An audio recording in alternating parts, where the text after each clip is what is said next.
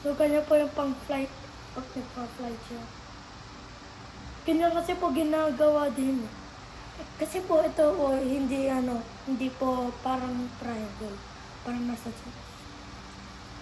Oh. Kaya daw ilagay ng Bumalik ka dito